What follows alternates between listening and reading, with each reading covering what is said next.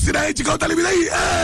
doy na waar lool terminé yéene kaay ne musiba mbaaba kuma day moo am démb de lu ci doon fukki doomu aadama ak ñeent ñoo dee inna lillahi wa inna ilayhi rajiun ci kaw tali njum gale accident la libération yéene kaay ne man kay maa lay expliqué nag accident wu démb boobe nan la demee waaw benn minibus day moo daje ak benn njaganjaay ci yoonu njum gede sànce gale yéene kaay Cheikh Mbacke gis gi ne gis nga chauffeur bi nga xam ne moo doon dawal minibus ba day moo doon nelaw jékki-jékki la jàkkaarloo kon ak njaganjaay baax allahu akbar fukki doomu aadama ak benn ñoo dee ca saasa sur le coup juróom-ñaari jigéen ak ñeenti góor fukki doomu aadama ak ñeenti day am ca ay gaañu-gaañu ñaar nag am ne ca ay gaañu-gaañu miti laa la wax vox populi ne dëgg la dama ne la 14 morts allahu akbar la ilaha illallah mbëkkante bu miti kon go am ca gédé gële laaste tali day ña ngay toppandoo corona ga nag ña ngay rey rek le témoin yéene kaane de tali kay dap nañu corona ga laa la wax remonte daala waaw enquête yéene maa leen di nitali nag expliqué leen film bi nan la demee njabootu fejoor ga day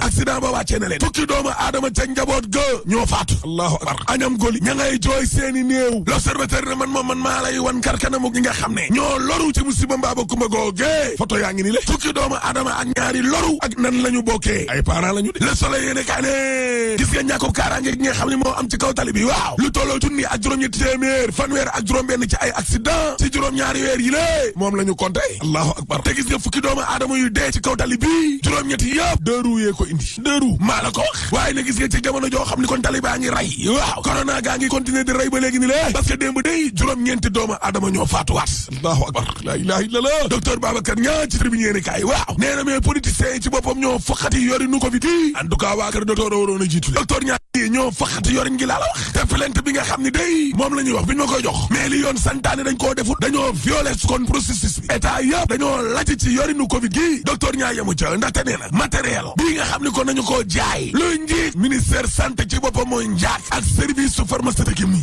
docteur Niang ne maa leen wax lii la critique yéene kaa ne Macky Sall day kaaraangeel na fi ñu yaakaar mooy oxygène ba waaw nee na centre de traitement des épidémies publiques bi clinique privée yi dootuñu fay alhamdulilahi rabbil alamin source aane ñaari rajo kankang di ay rumeur day gaa yi weddi nañ leen de rey nañ leen lañ doon laam-laamee ne kon oxygène amatu fii wala njëg la ca boppam kon nañ koo yokk waaw Moustapha Diakhaté waaw nee na nañ leen bàyyi docteur Babacar Niang waaye bàyyi leen jàmbur waay sénégalais li ñuy xaar mooy ay tontu ci tuuma yu gaaw yoo xam ne moom la ma jàmbal jànjaf ñu bëgg a fay loolu bëgg ñoo yóbbu feneen duñu ko nangu de Thierno Lo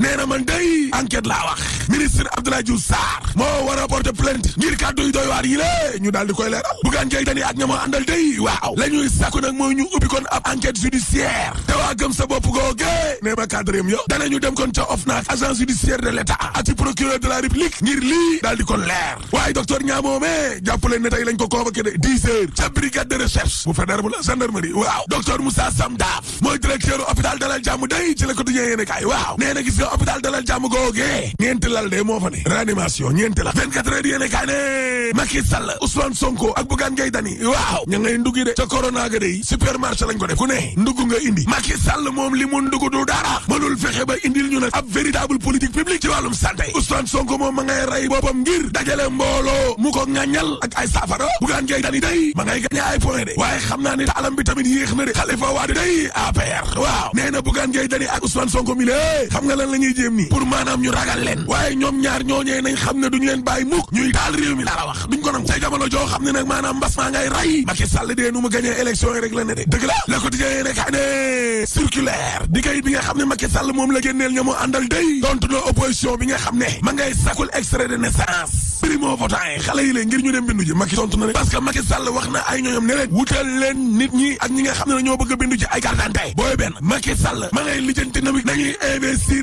de listam yo ndaxte nee na leen na ran yi jub la mu waxoon ca Kaffrine la waxaat booloo leen nekk benn ubbeeku leen waxtaan ba juboo discipline ak mobilisation rek da ngeen toog na déglu li parti bi di wax Sud Quotidien ne professeur Ibou Sané nee na ndaw yëpp bis bu ñu bindoo ci liste gouvernement bi day lu jeunesse bi bëgg lay def par force libération yi nekkaa ne brigade de recherche day gendarmerie Amadou Ba maître Diop Imensio Moreno am nañu liggéey de problème bu rëy évidence yi nekkaa ne coowal Locafrique la Amadou Ba ak ña ma àndal day convoqué nañ leen gendarmerie de mooy Papaye Khadim Ba waaw Direct News de faux et usage de faux day adoon ci wàllum njuuj njaaj Amadou Ba ak benn ancien greffier ak Moreno brigade de recherche day déglu nañ leen bañ laajee moom Amadou Ba moomee Papa Khadim Ba fan nga sukkandiku ba organiser assemblée générale ak remplacer Khadim Ba ak kii di Emincio Moreno dana ci décision justice tey ci suba gi lañ leen convoqué ngir ñu indi nag seeni preuve Dakar Times de Baba Ali Gueye day Marseille ngandi ci wàllum courant gi yëpp même bu dee kooru contrôle état ba ngay wax moo koy gagné waa ji dañ koo war a génnee ci marché public yi de mais lu tax dem naa ca football ba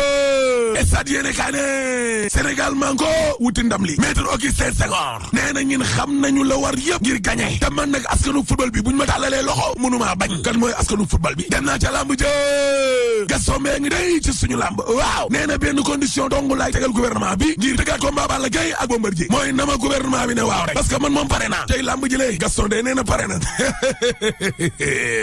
Gaston de ak loo pare ñun pare guñ ci suñ coowal pétrole bi de déedéet parce que suul gaz du ko tere xeeñ te troisième mandat dañ ko fiy tere rek boo paree ma ne la alaaji tëjal